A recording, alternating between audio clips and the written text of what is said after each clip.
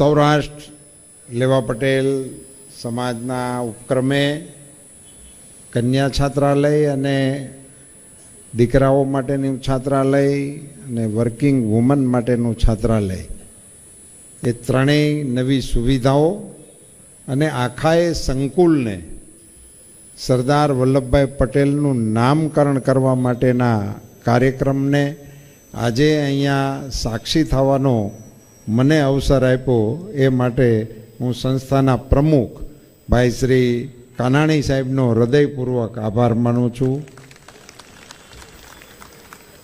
આ કાર્યક્રમને ગરિમા બક્ષવા માટે ઉપસ્થિત થયેલા સમાજના સૌ મોભીઓ, રાજ્ય સરકારના સૌ આગેવાનો, દાતાશ્રીઓ અને એમના પરિવારો, આ તમામ લોકો અહીંયા જે ઉપસ્થિત છે અને જેમના નામોનો ઉલ્લેખ મુરબી કાનજીભાઈએ કર્યો છે, ભાલાળા સાહેબે,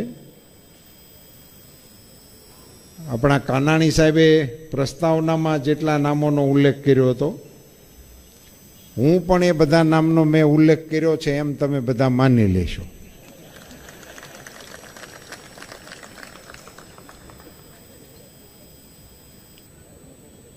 મંચની ગરિમા એવડી મોટી છે કે હું આ બાજુ ફરીને પણ ભાષણ કરી શકું એમ છું. તો પણ મને એવું ના લાગે કે હું ઓડિયન્સ સામે નથી ભાષણ કરતો. એવું ગરિમામય મંચ ઉપસ્થિત થયું એ વડોદરાના સમાજની શાખનો પુરાવો છે. તમારી લાગણી અને પ્રેમને કારણે આટલા બધા મહેમાનો તમારા કાર્યક્રમમાં સામેલ થવા માટે આવ્યા છે. એ તમારા તરફનો એમનો ભાવ છે. વિષય આનંદનો છે. આવી સુવિધા વડોદરા જેવા મહાનગરની અંદર સૌરાષ્ટ્ર લેવા પટેલ સમાજના આગેવાનો ઊભું કરી શક્યા એ માટે હું કાનાણી સાહેબની સમગ્ર ટીમને હૃદયપૂર્વકના અભિનંદન આપું. મને ખ્યાલ છે અહીંયા આપણી સમાજની ક્ષમતા નાની છે, આપણી સંખ્યા પણ પ્રમાણમાં ઓછી છે, અહીંના આપણા ઉદ્યોગપતિઓની સંખ્યા પણ ઓછી છે. અને એવા માહોલમાં આવી શહેરની અંદર ઓળખ આપી શકાય એવી ઇમારતનું નિર્માણ કરવાનું બીડું ઝીલવું એ પણ સમાજના આગેવાનો માટે ખૂબ ગૌરવની વાત છે અને આનંદની વાત છે. અને એમાં જે દાતાઓએ ઉદાર દિલે સખાવત કરી એ દાતાઓને હું અભિનંદન આપું છું. એમની માતાઓના ચરણમાં હું વંદન કરું છું કે આવા દાતાઓ આપણને ઉપલબ્ધ કરાય. કરોડ રૂપિયા કેમ થાય ને થાય તો થઈ જાય, પણ એ દેવાય કેમ જાય? આ ખરેખર અઘરો વિષય છો. હવે એને બદલે એ દાતાઓની અહીંયા સૂચિ, કરોડો રૂપિયા આપનાર દાતાઓના સન્માનમાં આપણે લાઈન લગાડવી પડે એ માટે માં ખોડિયારના ચરણોમાં આપણે પ્રાર્થના કરીએ કે આવી ક્ષમતા આપણને આપી અને એ દિવસો જોવાનો આપણને અવસર મળ્યો. આપણે ભાગ્યશાળી છીએ કે આ કક્ષામાં આપણે આજે આવા સુંદર કાર્યના સાક્ષી બની રહ્યા છીએ. મને યાદ છે સમાજની સંસ્થાઓના નિર્માણમાં આપણા આગેવાનો ચોપડીઓ લઈને ફરતા, બોર્ડિંગના ફાળાની ચોપડીઓ, સમાજની વાડીના ફાળાની ચોપડીઓ, અને લગ્ન પ્રસંગ હોય ત્યાં માંડવામાં છેલ્લો ચા કન્યા વળાવવા સમયે માંડવાના થોડાક આગેવાનો, થોડાક જાનના આગેવાનો એનો એ છેલ્લો ચા બેહાડીને પીવે એવો અમારી બાજુ રિવાજ હતો. અને એ વખતે પછી વર પક્ષના વડીલોમાંથી બોલે કે વેવાય કાંઈ અમારે જાપો ચૂકવવાનો છે, એવું વ્યવહારિક રીતે પૂછાતું. અને કન્યા પક્ષના વડીલો દ્વારા એવું કહેવાતું કે હા ભાઈ અમારે અહીંયા ચણનો ફાળો અમે જાનવાળા પાસેથી લઈએ છીએ, તો એમાં ચણ લખાવતા, કોઈ રામજી મંદિરનો ફાળો થતો હોય તો એનું લખાવતા. અને આવા ફાળા વખતે બોર્ડિંગની પહોંચ લઈને એક આગેવાન બેઠા હોય, એ પાછા એમ કે અમારી બોર્ડિંગનો ફાળો છે, આમાં તમે કંઈક લખાવો. તો મારી સાંભળણમાં 11 રૂપિયાથી લઈને 51 રૂપિયા અને એકો એક લખાવ્યા હોય તો ગામમાં વાતે થતી કે વેવાય એકો ને એક લખાવ્યા. બોલો, એ વડીલોએ જે વૃત્તિથી સમાજની સંસ્થાઓ ઊભી કરી અને એની બોર્ડિંગોમાં ભણેલા વિદ્યાર્થીઓ અત્યારે આ લાખો ને કરોડો રૂપિયાના દાન આપે એવા દાનવીરો બન્યા છે. મારે અહીંયા ઉલ્લેખ કરવો જોઈએ, સૌરાષ્ટ્ર લેવા પટેલ સમાજના ઉપક્રમે આવું એક સુંદર નજરાણું વડોદરા જેવી આપણા દેશની, આપણા રાજ્યની સાંસ્કૃતિક પાટનગર ગુજરાતનું આપણે વડોદરાને કહીએ છીએ. અને શિક્ષણ સાથે શ્રીમંત સયાજીરાવ ગાયકવાડને સમગ્ર દેશ આદર સાથે યાદ કરે છે. અને એમણે આપણા રાજ્યમાં મફત ફરજિયાત પ્રાથમિક શિક્ષણની શરૂઆત કરી હતી. અને મારે એની પણ નોંધ લેવડાવવી જોઈએ આવા કાર્યક્રમમાં કે એની શરૂઆત અમરેલી પ્રાંતમાંથી કરવામાં આવી હતી. એ વિસ્તારમાંથી આવીને અહીંયા વસેલા સૌરાષ્ટ્રના જુદા જુદા વિસ્તારોમાંથી આવેલા પાટીદાર સમાજના આગેવાનોના સ્મરણમાં રહે કે એ વખતે અમરેલીમાં મોહન બાપાએ સંસ્થા બનાવવાનો પ્રયાસ કરેલો. અને એની પણ મારે સ્મૃતિ અપાવવી જોઈએ કે એ વખતે અમરેલીમાં લેવા પટેલ અને કડવા પટેલની હૈયારી બોર્ડિંગ બનેલી અને એમાં એ બધા ભેગા ભણતા. પછી સમય જતાં અમારા આગેવાનોએ બાપાને વિનંતી કરી અને નાની એવી એક સંસ્થા જુદી કરી. અન્યથા બંને સમાજો અમરેલીમાં મોહન બાપાની સંસ્થાની અંદર સાથે એ સુવિધા મેળવતા હતા. ત્યાંથી શરૂ થયેલી આ યાત્રા, એમાં મારે આજે વિષય ખાલી એટલા પૂરતો જ મૂકવો છે કે આ સંસ્થાઓ જે દીકરીઓ માટેની કરી કાનાણી છે, એની આવશ્યકતા શું છે, એની જરૂરિયાત શું છે, એની અત્યારે એટલી અત્યંત આવશ્યકતા છે. 8-10 ધોરણ પછી જ્યારે દીકરા કે દીકરીઓ, અને હવે ટ્રેન્ડ આખો બદલાઈ ગયો છે. હવે આપણે બોર્ડિંગની અંદર સંખ્યા જ નથી અમરેલીમાં, અત્યારે ખાલી પડી છે આપણી બોર્ડિંગની સંસ્થાઓ.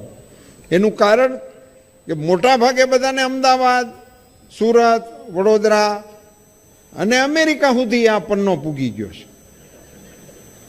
આ ભણવા માટેનું એટલું બધું ક્રેઝ ચાલે છે, એટલે બધા ભણવા માટેની ભણવાની પછી લાઈનો પણ એટલી બધી વધી ગઈ છે. અત્યારે જ અમે અહીંયા વડોદરામાં જ અમારા એક આગેવાનને ત્યાં હું લગ્નમાં બેઠો તો એનો દીકરો અમેરિકા ભણે છે. તો એણે મેં પૂછ્યું કે હેમાં ભણે છે? તો એણે કાંઈક કીધું, એટલે મને તો કાંઈ બહુ ટપો પડ્યો નહોતો. તો મેં એના બાપાને પૂછ્યું, તો એને મેં કીધું આ હેમાં ભણે છે તમને ખબર છે? તો હા, એ પછી બહુ મોટી કંપનીનો CEO થાય. મેં કીધું એવું તો અમે ભણતા નહીં, નિહાળમાં જતા નહીં, એ આવું જ કહેતા હતા. એટલે એ ભણતરનો ને એ ગાળો વિયો ગયો.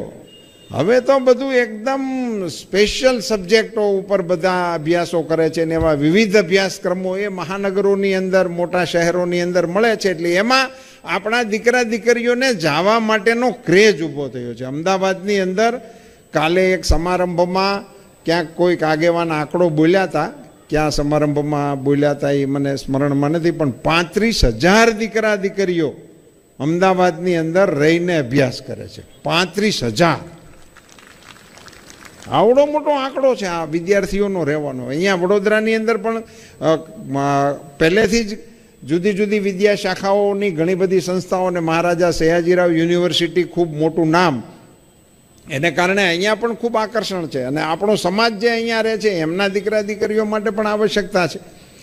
તો એમને આ રહેવાની સુવિધાની જરૂરિયાત શું છે? મિત્રો, આ જરૂરિયાત એટલા માટે છે કે અમે જે આંકડો બોલ્યા ને એમાંથી હવે એને બધા માટે રહેવાની સુવિધા આપણા છાત્રાલયોમાં મળતી નથી. ત્યાં પણ આપણું સૌરાષ્ટ્ર પટેલ છાત્રાલય છે, વર્ષો જૂનું, ગુલબાઈ ટેકરાવાળું, જૂનામાં જૂનું. ત્યાં પણ આપણા વડીલોએ જે કાંઈ સુવિધાઓ ઊભી કરવા માટેના પ્રયાસો કર્યા છે એને લીધે ત્યાં સગવડતાઓ અત્યારે ઘણી બધી થઈ છે, તેમ છતાં એ અપૂરતી છે. જેટલી થઈ છે એ પણ તોય અપૂરતી છે. અને એટલા માટે આ દીકરા દીકરીઓ પેઇંગ ગેસ્ટ તરીકે રહે છે. આ એક મોટો એક ઉકેલ છે. પણ આ પેઇંગ ગેસ્ટ તરીકે મહાનગરની અંદર દીકરા કે દીકરીઓ જે રહે છે એને રસ્તો બદલી જવા માટેના ખૂબ મોટા ચાન્સીસ રહે છે. અને પછી જ્યારે 2-4 વર્ષ એમાં કાઢે પછી એના વાલીઓને ખબર પડે છે કે આ તો કાં તો ભણતો નથી અથવા તો એની દિશા ફંટાઈ ગઈ હોય છે. ત્યાં એની ઉપર કોઈ અંકુશ હોતો નથી. અને એવા સંજોગોમાં દીકરાઓને માટે પણ મુશ્કેલી ઊભી થાય છે અને દીકરીઓ માટે તો બહુ મોટી સમસ્યાઓનું સર્જન થાય છે, જેના વાલીઓ ભોગ બને છે એની આની ખબર પડે છે. એટલે દીકરીઓ માટેની તો સમાજની જો છાત્રાલય હોય એ અનિવાર્ય જરૂરિયાત છે. એટલે હું સમાજના તમામ આગેવાનોને અને દાતાઓને આગ્રહપૂર્વક વિનંતી કરું છું કે ક્યાંય પણ કન્યા છાત્રાલય બનાવવા માટેની આહલેખ કે ટેલ તમારી સામે આવે તો તમારે આપવાના તમામ દાનોમાંથી આગળ વધી અને પ્રાયોરિટી આ છાત્રાલયને આપજો. હમણાં બીજા બધા દાનો ઉપર આપણે પ્રાયોરિટી પછી આપવાની કોઈ ના નથી. દાતાઓને ઈશ્વરે આપ્યું છે તો એ વાપરે. છતે ને ઉતે વિગતે જે નર વાવરે એ તો અધૂરિયા કહેવાય. એટલે વાપરવાની તો છૂટ આપી જ છે, પણ કઈ દિશામાં વાપરવું એને માટે સમાજે ચિંતા કરવાની આવશ્યકતા છે. કે આપણા દીકરા દીકરીઓ મહાનગરની અંદર જો યોગ્ય માવજતવાળી સંસ્થાની અંદર ભણશે તો એ કાલખંડ એવો હોય છે કે એને એ 2-4 વર્ષની જ જરૂર હોય છે કવચની. પછી એ બરાબર સજાગ બની ગયા હોય, પરિપક્વ બની ગયા હોય, પછી એ મેદાનની અંદર ઉતરે તો એને વાંધો આવે નહીં.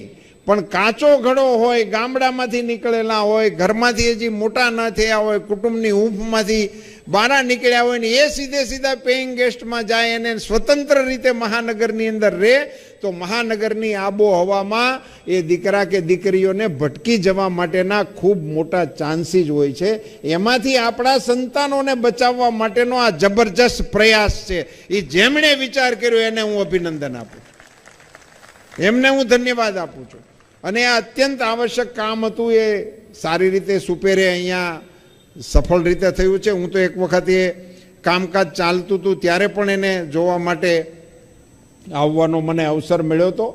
આવી સુવિધાઓ અત્યારે એટલા માટે આવશ્યકતા છે કે શિક્ષણ છે એ મોટા કેન્દ્રોમાં સ્થિર થઈ ગયું છે. કારણ કે અહીંયા આ ફેકલ્ટીઓ ખૂબ વધે, ખૂબ મળી શકે, વિકલ્પો ખૂબ મળી શકે, પણ એ વિકલ્પોની સામે એમને રહેવાની સુવિધાઓ ખૂબ ઓછી મળે.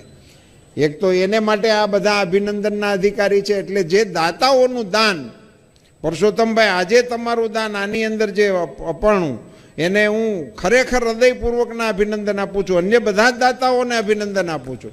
પણ તમે ખૂબ યોગ્ય જગ્યાએ આ દાન આપવા માટેનો જે પ્રયાસ કર્યો છે એ પ્રશંસાને પાત્ર છે. મારે કાનાણી સાહેબની ને એની ટીમને એક અભિનંદન વધારાના એ પણ આપવા છે કે એમણે સમગ્ર સંકુલનું નામ એ સરદાર સાહેબના નામ સાથે જોડવા માટેનો પ્રયાસ કર્યો. એ ખૂબ જ અગત્યનું કામ હતું. સરદાર સાહેબની વિશ્વની સૌથી ઊંચી પ્રતિમા ગુજરાતના મુખ્યમંત્રીશ્રી તરીકે નરેન્દ્રભાઈ મોદી સાહેબે આપણને સૌને, સમાજને ને રાષ્ટ્રને ભેટ આપી છે. અને એને કારણે સરદાર સાહેબની ગરિમાને છાજે એવું એક સ્મારક તો બન્યું, પણ સરદાર સાહેબને વિસારી દેવા માટેના જે પ્રયાસો થયા છે, એમના વ્યક્તિત્વને ઓઝલ કરી દેવા માટેના જે પ્રયાસો થયા છે, એમના કામને, એમના જીવનને જે નવી પેઢીને પ્રેરણા આપવાની ક્ષમતા ધરાવે છે, એનાથી નવી પેઢી માહિતગાર થાય એ અત્યંત આવશ્યક છે. આ નામ વાંચીને લોકોને સરદાર સાહેબનું ચિત્ર યાદ આવે, સરદાર સાહેબનું જીવન યાદ આવે, સરદાર સાહેબના કામ યાદ આવે, અને એવું યાદ આવે તેનું સ્મરણ થાય તો એમાંથી ખૂબ મોટી તાકાત ઊભી થતી હોય છે. આપણે સ્મરણ કરવું જોઈએ સરદાર સાહેબની દીકરીનું. અહીંયા કન્યા છાત્રાલય જે દીકરીઓ એમાં ભણવાની છે અને સરદાર સાહેબનું સ્મરણ થશે તો મણિબેનનું સ્મરણ થશે. આપણે ભૂલી ગયા છીએ કે સરદાર સાહેબની જે દીકરી હતી મણિબેન, આ દેશમાં કદાચ આવી દીકરી ન ભૂતો ન ભવિષ્યથી એવી દીકરી મણિબેન પોતે કાંતે અને એ કાંતેલા સૂતરમાંથી બનાવેલા કપડાં જ સરદાર સાહેબે પહેર્યા ભારતના ગૃહમંત્રીએ. તમે વિચાર કરો. અને મણિબેન એ ખાલી કાંતવાનું જ કામ કરતા તેઓને. મણિબેન સરદાર સાહેબના પીએ હતા. સરદાર સાહેબના ગૃહમંત્રી તરીકેની પીએની જવાબદારી મણિબેન સંભાળતા હતા. એ વખતના સરદાર સાહેબના ટેલિફોન, એમની મુલાકાતો, આ બધું મેનેજ કરતા હતા મણિબેન. હવે એ બધું કામ કરતા કરતા એ ક્યારે કાંતતા ક્યારે હશે? અને એ કાંતેલા કપડામાંથી ખાદી બનાવીને એના કપડા સરદાર સાહેબને પહેરાવ્યા આખી જિંદગી. એવા મણિબેન સરદાર સાહેબના દીકરી હતા. એ આપણી દીકરીઓને એમના જીવન ચરિત્ર એને વાંચવા મળે તો આપણી દીકરીઓમાં મણિબેનના ગુણ ઉતરે. મણિબેનના ચરિત્રને આપણા સમાજે આલેખવાની આવશ્યકતા હતી. એવા ધરખમ નેતા આપણી પાસે સરદાર સાહેબ હતા. સાહેબ એમને જે પ્રકારે આ હિન્દુસ્તાનનો નકશો બનાવ્યો, અહીંયા આપણે સૌરાષ્ટ્ર લેવા પટેલ સમાજના કાર્યક્રમો આપણે બોલી રહ્યા છીએ. આપણે તો જૂનાગઢમાં વિસા લઈને જવું પડત સરદાર સાહેબ ન હોત તો.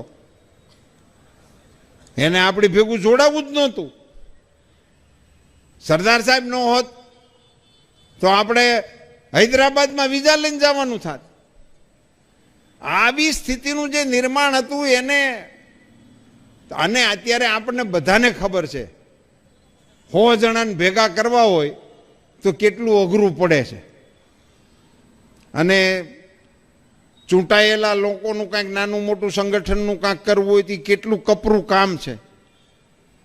તો જેની તો 5 વર્ષે ચૂંટણી જ થઈ જવાની છે. આમાં તો કાંઈ પરમેનન્ટ હોતું નથી. આ તો પેટી હોહરવા કાઢવાના છે. એને એકઠા કરવામાં અઘરું પડતું હોય તો જેમના બાપ દાદાઓએ તલવારની ધારે જમીનો ભેગી કરી અને રાજ બનાવ્યા હોય અને રાજ હાટું થઈને માથા દીધા હોય, એ રાજને ભેગા કરી દેવાનું કપરું કામ કેવડું મોટું હોય છે જે સરદાર સાહેબે કર્યું છે. અને એ પણ કોઈ પણ જાતના ક્લેશ વગર, કોઈ પણ જાતના રક્તપાત વગર, કોઈ પણ જાતના ઉચાટ વગર, ભાઈચારા અને પ્રેમથી આખી ભારત માતાનો નકશો આ દેશને ભેટ આપ્યો છે. એવા એક લોખંડી પુરુષનું નામ આ સંસ્થાની સાથે જોડ્યું. એ માટે હું સંસ્થાના તમામ ટ્રસ્ટીશ્રીઓને અને એના કરતા ધર્તાઓને હૃદયપૂર્વકના અભિનંદન આપું છું.